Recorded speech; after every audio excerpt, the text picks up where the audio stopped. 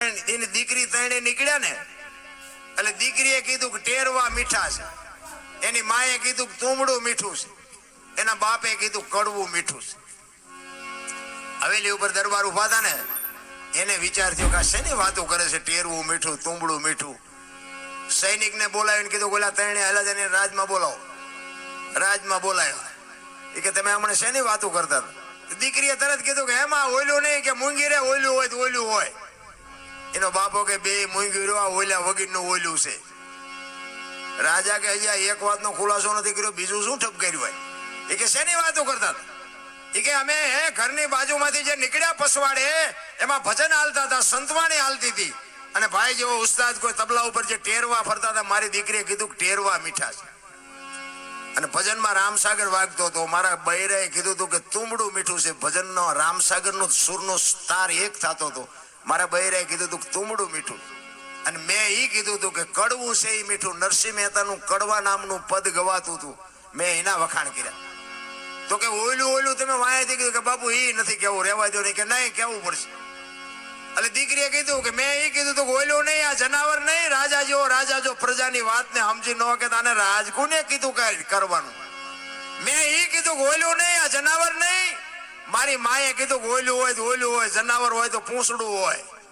મારા બાપાએ એ કીધું ઓયલા વગરનું ઓયલું, આ પૂંછડા વગરનું જનાવર છે. સમજાય તો ભજનમાં બેવું, નકર હુઈ જવું, બે નો બગાડવા. મને એટલી ખબર પડે, કારણ કે આ તમે ભજનમાં બેઠા હોય અને સવારે ઘરમાં આ દી સડે તમે જાગો ને ઘરમાં ડખા જાગે, એના કરતા હુઈ જવું સારું નહીં. પણ ભજન છે ને બાપુ, હવે વધ્યું છે આ એક ભજન એક તમારે લખવું હોય તો લખી લેજો. મેં હમણાં કીધું એમ હું આખી દુનિયા ફરીને બેઠો છું. મેં બધું જોયું છે, કેવા માણસો છે, કેવા ધંધા છે, કેવા મકાન છે, શું માણા કરે છે, કેવી રીતના પૈસા કમાય છે, બધી દુનિયાની ભાન છે.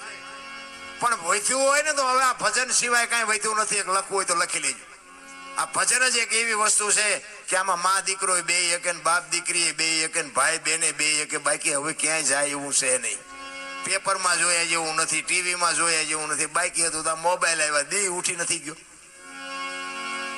હવે જો સંસ્કૃતિ કયો તો ભલે, અને સત્સંગ કયો તો ભલે, ને કઈક આપણે કાળ વિહામો કરવાની વાત કરતા હોય તોય ભલે. આ સંતોની વાણી સિવાય હવે બાપુ જય ભગવાન કાંઈ છે નહીં. પણ ભજન બાપુ છે ને કઈક કહેતું હોય છે તમને ને મને. ભજનમાં કઈક પડ્યું છે, કઈક તો છે. શું છે હજી ખબર નથી. અને જડી જાય ને પછી હું તમને નહીં જડું. આ મારો કહેવાનો મિનિંગ સમજી જાજો. ભજનમાં કઈક છે ખરું, અને એની વાંહે બાપુ મથામણ હોય ને તો જ બાપુ મળે, બાકી એમ નામ ન મળે. સવારામ સાહેબ બજાણાની બજારમાં વાણી કરતો હતો. સુરતા કોઈ સુગડ સમેટે, સાહેબ ઘટમાં ભેટે, તીર્થ વ્રત બહુ કરે, ઈ જાય બદરીને ભેટે, પડ્યું અહીંયા ગોતે નહીં, ગોતે સેટે સેટે, આદલ તો અંતરમાં રહેશે, રામ ભજન કરો તો ભેટે. આ એક શબ્દ બાપુ સબુમાં એના ઘરે હુતા છે ને કાળજું ફાડી નાખ્યું કે આ મને જ કે છે. એમ તમને મને બધાને આ ભજન છે ને, જ્યાં ભજન બન્યા છે ને અહીંયા વાતું પડી છે. એમ નામ ભજન બને નહીં. સતી તોરલ ને જાડેજો બે જદી વાય કે ગયા ને, રસ્તામાં પ્રસંગ બન્યો, જાણે છે બધા, કરવું કોઈને નથી. રસ્તામાં પ્રસંગ બન્યો અને તોરલ મુર્શિદ થઈ ગયા. એ ગાડીમાં તોરલ ને બાંધી અને જાડેજા માથે ગાડી લઈને ગતમાં આવ્યા. ગત એટલે જેસલ, તોરલ, રૂપાદે, માલદે, કતીબ શાહ, હુરમભાઈ, લાખો, લોયણ, જેતો, ભગત, ખીમડીઓ, કોટવા, ડાલીબાઈ, રામદેવજી, હાલો, હુરો, વણવી, ઢોંગો, નિરલ, કુંભો, આ બધા ગતના ગોઠી હતા. ખોળિયા જુદા હોય ને જીવ એક થઈ જાય ને તો મળદા તો હું એમ કહું છું કે આજે ઉભા થઈ જાય. આ બલિરાજામાં બંધ કરવું શું કામ પડ્યું? ઈ ગાડીમાં બાપુ તોરલ ને બાંધીને જાડેજો આવ્યા ને ગતમાં ગાડી ઉતારી અને આખી ગત કે છે તમે આવ્યા ને તોરલ તો કે આ ગાડીમાં છે બધું. ગાડી ખોલીને આખી ગત બાપુ આરાધ કરે છે, તોરલ બેઠા નથી થતા. પછી જાડેજો કે છે લાવો એક તારો મારી પાસે. અહીંયા વાણી બને કઈ, પીરજી પુકારે મુજા ભાવરા, સતી તમારા ધર્મ ને સંભાળો, પોતાના પુન સિવાય પાર નહીં, ગુરુ સિવાય મુક્તિ નહીં. તોરલ તોરલ તમારા ગુરુને જો ધ્યાન આપજો. બે ભેગા ભજન કરતા હતા. આપણા ગુરુને સંભાળો એમ નથી કીધું. સતી તમારા ધર્મ ને સંભાળો.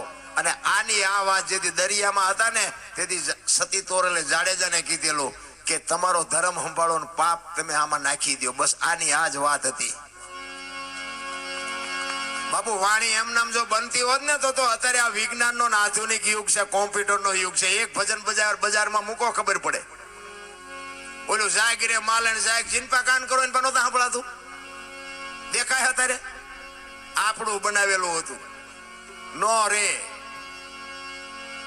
સતી તોરલ ને એકલા જેથી જેસલે વાયકે મોકલ્યા ને તેથી બાપુ જેસલે એમ કે છે મારી તબિયત બરોબર નથી, વાયક ઝીલું છે, તમે જાઓ.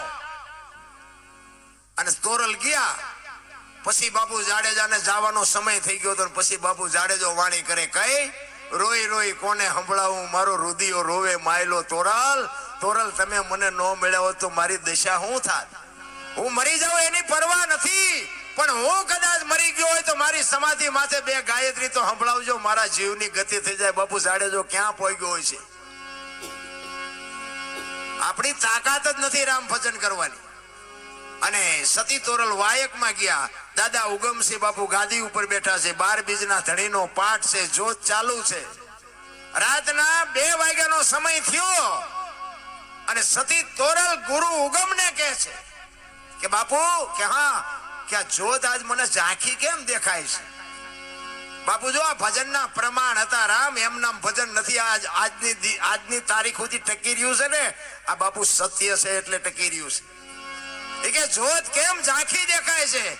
ત્યારે દાદા ઉગમ કે છે કે બેટા આપણી ગતનો કોક ગોઠી છે ને બ્રહ્મમાં ભળે છે, એ બ્રહ્મમાં ભળે છે એમ કીધું ને. સતી તોરલ ને બાપુ લાઈટ થઈ ગઈ, જાડેજો વિયો ગયો, બીજું કોઈ ન હોય.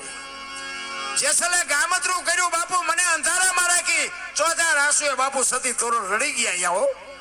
અને સતી તોરલ ને કે છે ખરેખર ઈ કે હા એમાં બીજું બને જ નહીં. બાપુ આ ખોળિયા જુદાન જીવ એક હતા એની વાતું છે. જેસલ જ હોય, બીજું કોઈ ન હોય. અને પછી બાપુ અહીંયાથી કે જો જેસલ વિયાઈ ગયા હોય તો અમારે ધૂપે આવવું પડે. આખી ગત નીકળીને રસ્તો હુજતો નથી. અહીંયા બાપુ વાણી બને, કઈ પાથરની પનિહારી પૂછું મારી બેન, માર્ગ બતાવો અંજાર શેરના. એમ નામ ભજન નો બને મારા રામ. આય આવ્યા અને ખબર પડી કે જેસલે સમાધિ લીધી અને આખી ગત બાપુ સમાધિએ જાય. અને અહીંયા સતી તોરલ બાપુ વાણી કરે, કઈ તાલ ને તંબુરો સતીના હાથમાં, સતી કરે અલખનો આરા. જાડેજા જાડેજા મેવાડમાં તમે શું બોલ્યા હતા? વચન ચૂક્યા 84 માં જાશો, તમે કીધું છે કે મળ્યા સિવાય નો જાઈશ નહીં. અને આ દુનિયા મને કાળી કહેશે. આમ ધરતી ફાડીને બાપુ જાડેજાએ 12 હાથ કાઢીને કીધું હું તમારી ભેળો છું. બાપુ એને પ્રમાણ કહેવાય. એને અહીંયા ભજન બને, એમ નામ ભજન ન બને. એટલે જ સવારે અમે કીધું કે ભજનના ભરોસે રેજે, અંતે ઈનર ઓપશે અમર બીજક, જેને હાથ લાગ્યું એને કાળ કેમ લો. ભજન બાપુ કઈ કહેતું હોય છે નારાયણ, પણ હવે આપણે કઈ લેવું જ નથી. પછી વાત જ ક્યાં રહી? નકર લેવા જેવું છે મને એટલી ખબર પડે. અને આ ભજન છે ને, ભજન ચારે બાજુથી વંટોળિયા ચડે ને પછી હુજે, ત્યાં સુધી હુજે એવું નથી. આપણને નડવા માંડે ને એટલે સમજી લેવાનું ઠાકર ત્રાજવી આવ્યો હોય તો જ આપણને નડે. એક કઠિયારો કુવાડા ટીપાઈ નીકળ્યો ને કઠિયારો, એટલે ઝાડવા રોવા માંડ્યા. નાના ઝાડવા હતા ને રોતા હતા. એટલે મોટા ઝાડવાએ કીધું એટલે કે હું કામ રોવો છો? એ કે ઓલો કઠિયારો કુવાડા ટીપાઈ નીકળ્યો ને કે વેલો મોડો આપણને કાપી નાખશે. તેથી મોટા ઝાડવાએ બહુ સરસ જવાબ આપ્યો હતો ભાઈને. આપણા જીવનમાં ઉતારવા જેવી અમુક વાતો હોય. એ કે કઠિયારાની તાકાત નથી ને કુવાડાની તાકાત નથી, પણ મારી પાસે હાથો આપણો હોય છે, જોજો. એ કે હાથા નો થાવ કોઈ નહીં કાપી શકે. એમ તમારા ને મારા બાપુ સમાજ કોઈ બી હોય, બાકી કુટુંબની એકતા હોય ને, અને જેથી વિખવાદ કરે ને તેથી ઊંડા ઉતરીને જોજો એકાદો હાથો આપણો હોય. નકર આપણા કોઈની તાકાત નથી બાપુ કોઈ સમાજને કોઈ લાંબો હાથ કરી શકે. એમ હાથા ન બનો ને તોય બહુ થઈ ગયું. અને નાના માણાને બાપુ કઈક પ્રેમ કરજો. પૈસા વાળાને આખી દુનિયા સલામું મારે છે.